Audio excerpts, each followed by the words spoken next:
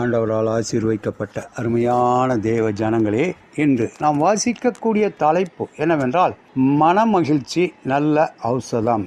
மனமகிழ்ச்சி நல்ல ஔஷதம், முறிந்த ஆவியோ எலும்புகளை உலரப் பண்ணும். நீதிமொழிகள் 17வது அதிகாரம் 22வது வசனம். மனமகிழ்ச்சி நம் வாழ்க்கை பயணத்தில் வாழ்க்கையை சந்தோஷத்தோடு அனுபவித்து வாழவும் நல்ல ஆரோக்கியத்தையும் கொடுக்கிறது. நம் உடலில் ஏற்படும் அநேக வியாதிகளுக்கு மன அழுத்தமே காரணமாகும். மனமகிழ்ச்சி மன அழுத்தத்திலிருந்து விடுபட உதவுகிறது. இது நம் சரீரத்தில் ரசாயன மாற்றத்தை ஏற்படுத்துகின்றது. மனமகிழ்ச்சி அல்லது சிரிப்பு நம்மில் உணர்ச்சி பூர்வமான மன சந்தோஷத்தை ஊக்குவிக்கின்றது. வேதத்திலே யோபு புஸ்தகத்தில் வாசிக்கலாம். 6 இக்கட்டுகளுக்கு உம்மை நீங்களாக்குவார், 7வதிலும் பொல்லாப்பு உம்மை தொடாது.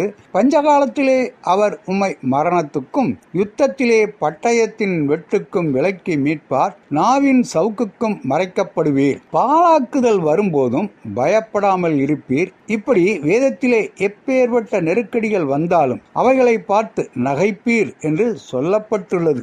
மேலும் சங்கீதத்திலே கர்த்தருக்கு விரோதமாகவும் அவர் அபிஷேகம் பண்ணினவருக்கு விரோதமாகவும் பூமியின் ராஜாக்கள் எழும்பி நின்று அதிகாரிகள் ஏகமாய் ஆலோசனை பண்ணி அவர்கள் கட்டுகளை அறுத்து அவர்கள் கயிறுகளை நம்மை விட்டு எரிந்து போடுவோம் என்கின்றார்கள். பரலோகத்தில் வீற்றிருக்கிறவர் நகைப்பார், ஆண்டவர் அவர்களை இகழ்வார். உம்முடைய சமூகத்தில் பரிபூர்ண ஆனந்தமும் உம்முடைய வலது வருஷத்தில் நித்திய பேரின்பமும் உண்டு. ஒரு நபர் தீராத நோயினால் பாதிக்கப்பட்டிருந்தார். மருத்துவர் அவர் 6 மாதத்திற்கு மேல் இருக்க மாட்டார் என்று சொல்லிவிட்டார். அவருடைய வாழ்க்கையில் கவலை, மன அழுத்தம், கோபம் எல்லாம் ஆட்கொண்டது. பயத்துடன் எந்த நேரமும் இருந்தார். அவர் சற்று யோசிக்க ஆரம்பித்தார். எதிர்மறை விளைவுகளால் நோய் ஏற்படுகின்றது, அதை ஏன் நேர்மறையாக மாற்றி சுகம் பெறக்கூடாது என்று தீர்மானித்தார். ஒரு சோதனை செய்ய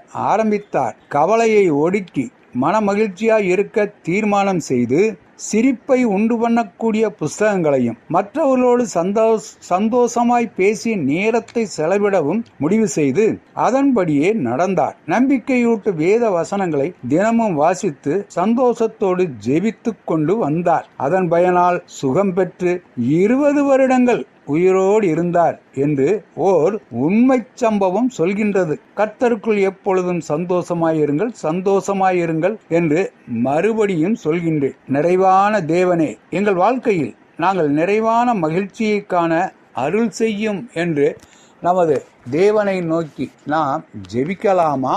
ஆண்டவர் தாமே நம் அனைவரையும் ஆசீர்வதிப்பாராக. ஆமென்.